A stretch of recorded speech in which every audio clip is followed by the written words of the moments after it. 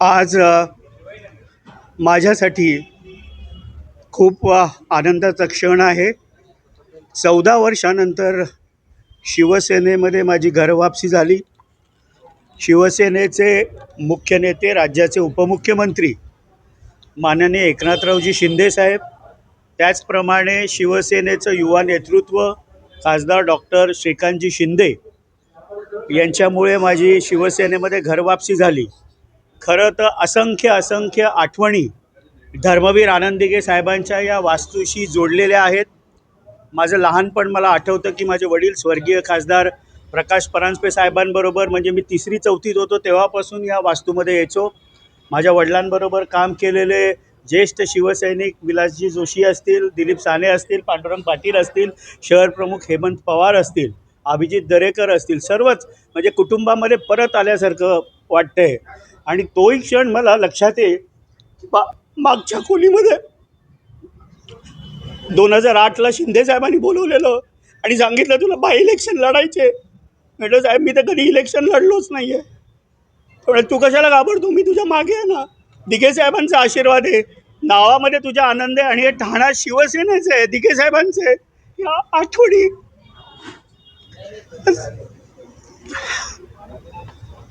पुन्हा एकदा आल्या आणि पुन्हा शिवसेनेच्या परिवारामध्ये आल्याबद्दल मी खूप आनंदी आहे.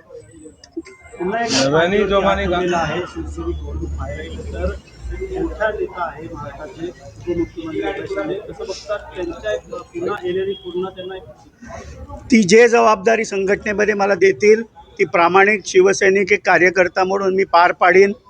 आदरणीय एकनाथरावजी शिंदेसाहेब असतील, श्रीकांतजी शिंदेसाहेब असतील, ही जी काही जबाबदारी मला संघटनेमध्ये देतील ती मी पार पाडीन. काल प्रवेश केल्यानंतर आज माझ्यासाठी खूप हा भावनिक क्षण आहे. या वास्तूमध्ये आल्यानंतर अनेक लहानपणापासूनच्या आठवणी या वास्तूबद्दलच्या आहेत. आणि इथे कायम आल्यानंतर दिघेसाहेब आजही त्या खुर्चीमध्ये बसून बघतायत आपल्याला. ही भावना आहे की दिघेसाहेबांचं वास्तव्य आजही या वास्तूमध्ये आहे आणि शिवसैनिक कसा काम करतोय आणि ठाण्याची शिवसेना, शिवसेनेचे ठाणं हे आज कायम दिघेसाहेब बघत आहेत. ह्याच भावना आजही आहेत. शिवसेना वाढीसाठी कशाप्रकारे प्रयत्न असणार आहे? पाहिलं तुम्ही अनेक जबाबदाऱ्या राष्ट्रवादीमध्ये पार पडल्या होत्या, त्यामुळे आता जी जबाबदारी मला देतील आदरणीय शिवसेनेचे मुख्य नेते एकनाथरावजी शिंदेसाहेब ती प्रामाणिकपणे पार पाडीन.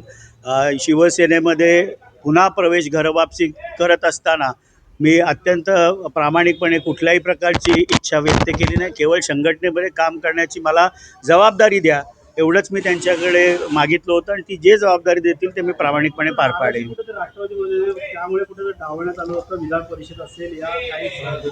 कालच मी स्पष्टपणे राष्ट्रवादी काँग्रेस पक्षाचे देखील आभार व्यक्त केले.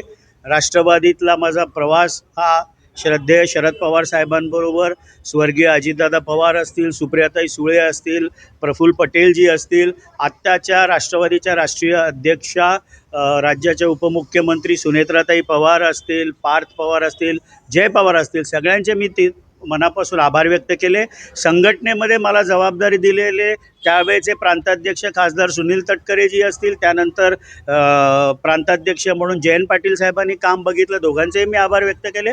किंबहुना ठाण्यामध्ये काम करत असताना डॉक्टर जितेंद्र आव्हाड आणि नजीब मुल्ला यांचे देखील, राष्ट्रवादीच्या सर्व नेते कार्यकर्त्यांचे मी आभार व्यक्त कालच केलेले आहेत. कुठल्याही प्रकारचं दुःख, कुठल्याही प्रकारची कटुता नाही. राष्ट्रवादी काँग्रेस पक्ष देखील महायुतीमधला एक घटक पक्ष आहे आणि भारतीय जनता पार्टी, शिवसेना आणि राष्ट्रवादी काँग्रेस पार्टी हे महायुतीचे पक्ष असल्यामुळे कुठल्याही प्रकारची कुठलीही कटुता नाही. मात्र जाताना कुठेतरी तुम्ही पत्र दिलं होतं सुनेत्राताईंना, तिथे बोलणं झालं का मोठ्या नेत्यांशी, सुनेत्राताईंशी, तटकरेंशी, का तुम्ही या ठिकाणी समजूत काढली जाणार होतं? असं आहे की त्याबाबतची स्पष्ट भूमिका शिवसेनेचे मंत्री माननीय उदय सामंत साहेबांनी स्पष्ट केलेली आहे.